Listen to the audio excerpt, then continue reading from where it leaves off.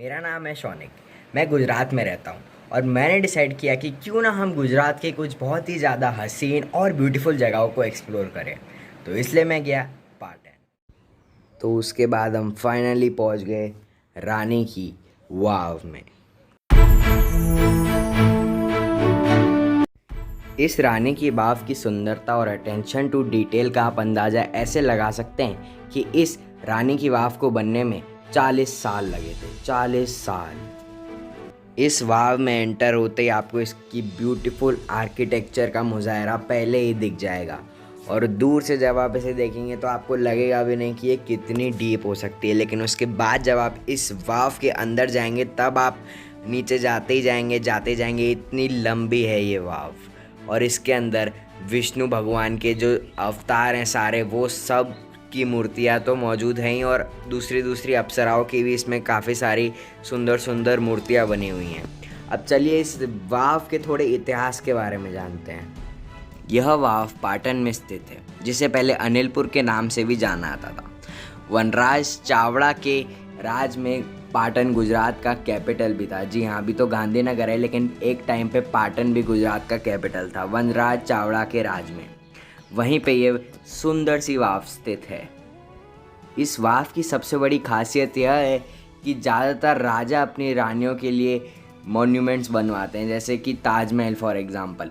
लेकिन ये वाव रानी ने अपने राजा के लिए बनवाई थी। जी हाँ, ये वाव रानी उदयमती ने 11वीं सेंचुरी में बनवाई थी अपने राजा के लिए। जी हाँ, अपने पति के लिए उन्होंने ये वाव बनवाई थी और यही इसको बहुत ही ज़्यादा एक यूनिक जगह या फिर मॉन्यूमेंट बनाता है।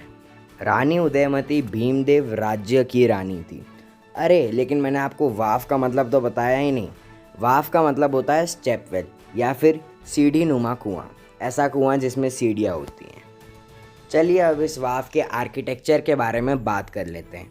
एक ऐसी चीज़ जो कि सबको हक्का बक्का करने के लिए काफ़ी है। यह वाव बहुत ही ज़्यादा पुरानी है, लेकिन ये मॉडर्न इंजीनियर्स को सोच विचार करने पे मजबूर कर देती है। इतने अच्छे तरीके से इस वाव का निर्माण हुआ है।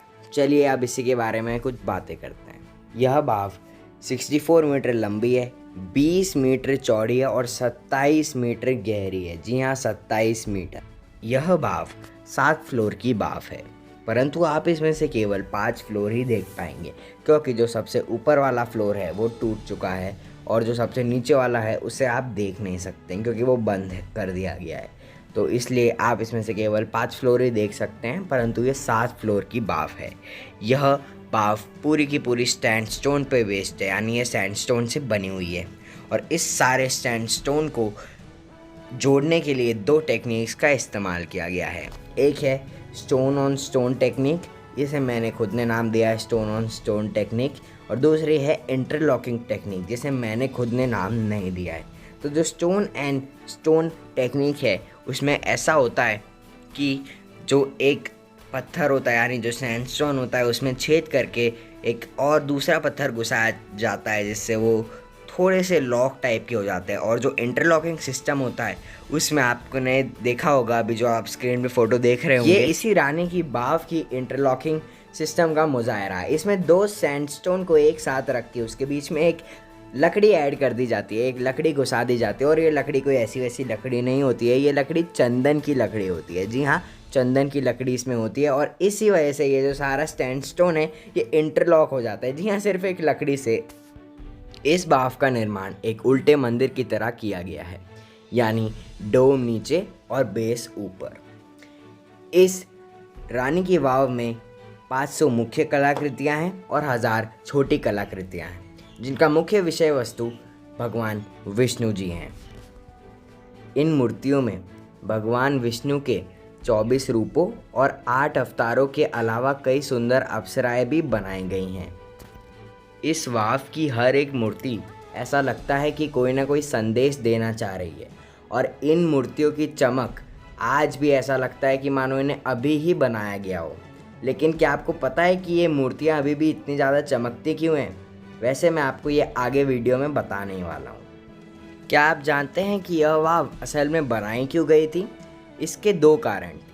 पहला कारण तो ये था कि क्योंकि पाटन गुजरात में स्थित है और रानी उदयमती भी पाटन में ही थी, तो गुजरात में सूखे की बहुत दिक्कत रहती थी, इसलिए यह बाव बनवाई गई थी।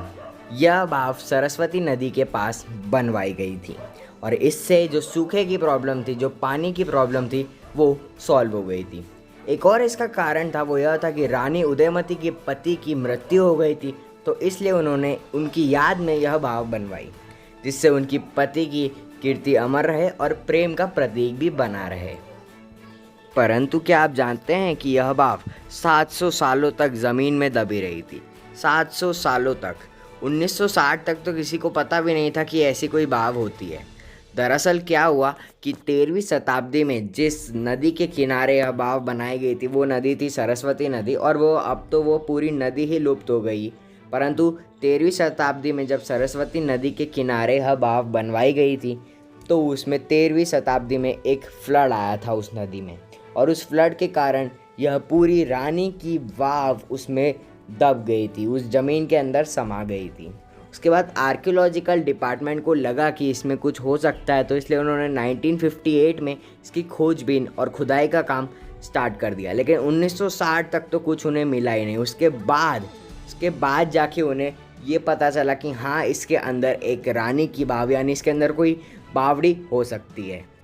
आर्कियोलॉजिकल डिपार्टमेंट द्वारा खुदाई और खोजबीन का काम 1990 तक चला और 1990 में यह पूरी बावड़ी बाहर निकाल दी गई थी। जी हाँ, 32 सालों में इस पूरी बाव को बाहर निकाला गया था, ज़मीन से बाहर निकाला गया था, और 2014 को इसे यूनेस्को द्वारा वर्ल्ड हेरिटेज साइट भी घोषित कर दिया गया था। इस बाव की मूर्तियों को देख के कोई भी नहीं बता सकता कि यह बाव 900 साल पुरानी है, और इसकी मूर्तियों की चमक का कुछ लोग यह भी कारण मानते हैं कि यह बाव इतने सालों तक या फिर इतनी सदियों तक ज़मीन में दबी रही थी, तो इसी वजह से इसकी मूर्तियों पे अभी भी वो चमक है। और अभी जो आप अपनी स्क्रीन पे देख रहे हैं, वो कुछ एंटीक फ़ोटोज़ हैं इसी रानी की बाव की, जो आपको शायद ही कहीं और देखने को मिलेंगी। सरस्वती नदी लुप्त होने के बाद अब तो इस बाव में पानी नहीं रहता, परंतु 50 साल पहले इसमें पानी रहता था, और यह भी माना जाता है कि वह पानी गंभीर बीमारियों का इलाज भी कर देता था। ऐसा इसलिए क्योंकि इस रानी की बाव की चारों तरफ जो है, इसके कुएं की चारों तरफ औषधि पाई जाती थी, जो कि बीमारियों का इलाज करती थी, और वह औषधि इस पानी के साथ मिलके इस पानी को भी गंभीर बीमारियों का इलाज करने वाला पानी बना देती थी, और इसी वजह से इस बाव का जो पानी था वो गंभीर बीमारियों को ठीक करने के लिए उपयोग होता था। जैसा कि मैंने आपको इस वीडियो में पहले बताया था कि इस बाव का जो सबसे नीचे वाला फ्लोर है, वहाँ पे किसी को भी जाने की परमिशन नहीं है, मतलब वहाँ पे कोई जा ही नहीं सकता है। तो उस जो सबसे नीचे वाला जो फ्लोर है, वहाँ से एक गुप्त द्वार भी जाता है। जी हाँ, एक गुप्त द्वार जाता है उस सबसे नीचे वाले फ्लोर से। उसके अंदर एक टनल है। जी हाँ, एक टनल है जो कि 30 किलोमीटर लंबी टनल है। जी हाँ, 30 किलोमीटर लंबी सुरंग है उसमें, जो सीधा सिद्धपुर में खुलती है। जी हाँ, वह टनल पाटन से सीधा सिद्धपुर में खुलती है, परंतु अब उस गुप्त द्वार को भी बंद कर दिया गया है। इस बाव की सुंदरता को देख के कोई आश्चर्य नहीं है कि यूनेस्को ने इस बाव को सारे बावड़ियों की रानी क्यों टाइटल दिया है। यह बाव बहुत ही अधिक सुंदर बाव है और इसकी कलाकृतियाँ देख के मन खुश हो जाता है। और एक फ़न फैक्ट भी मैं आपको बता देता हूँ, क्योंकि एटलीस्ट चैनल तो हमारा एट लास्ट फैक्ट्स का ही है। 100 के नोट के पीछे जो मॉन्यूमेंट बना है, नया वाला जो 100 का नोट है, उसके पीछे रानी की बाव बनी हुई है। जी हाँ, नए वाले नोट के नीचे, लेकिन पुराने वाले के नहीं। आई नो गाइस कि मैंने आपको इंतज़ार तो बहुत कराया है इस वीडियो के लिए, बट सब्र का फल मीठा होता है, ये बात मेरे को आज डेफिनेटली पता चल गई है। ये मेरा अब तक का बनाया हुआ सबसे बेस्ट वीडियो है, और बहुत ज़्यादा टाइम लगा है मेरे को इस वीडियो को बनाने में, रिसर्च करने में, और मतलब this is my personal favourite video, and I think this is the best video ever created on this channel. तो ये वीडियो अच्छा लगा हो तो लाइक करना, और इसे शेयर तो भाई ज़रूर से ज़रूर करना। लेकिन इससे भी एक इम्पॉर्टेंट बात मेरे को आपको बतानी है। कोरोना अभी अपने पीक पे, इसलिए मैं आप सबसे रिक्वेस्ट करता हूँ कि मास्क पहने और हो सके तो घर से बाहर निकलिए ही मत। लेकिन अगर आपको ज़रूरी है निकलना तो आप मास्क पहनिए और N95 मास्क पहन के जाइए। और अगर N95 मास्क नहीं है तो एटलीस्ट डबल मास्किंग तो करके जाइए, क्योंकि अभी कोरोना बहुत बढ़ रहा है, ऑक्सीजन की कमी है जैसा कि आपको पता ही है। और हम सब इसको मतलब हम सब भी सपोर्ट कर सकते हैं। कैसे? बस मास्क पहनिए और सेफ्टी बनाए रखिए, और तो कोई भी इसके लिए चारा नहीं है। सोशल डिस्टेंसिंग तो आपको करनी ही करनी है, और मास्क पहनिए, समय समय पर सैनिटाइज़र का भी यूज़ करिए। अभी बहुत ही टफ टाइम है, बट अगर इसको हमने सर्वाइव कर लिया तो I think we will be the winner.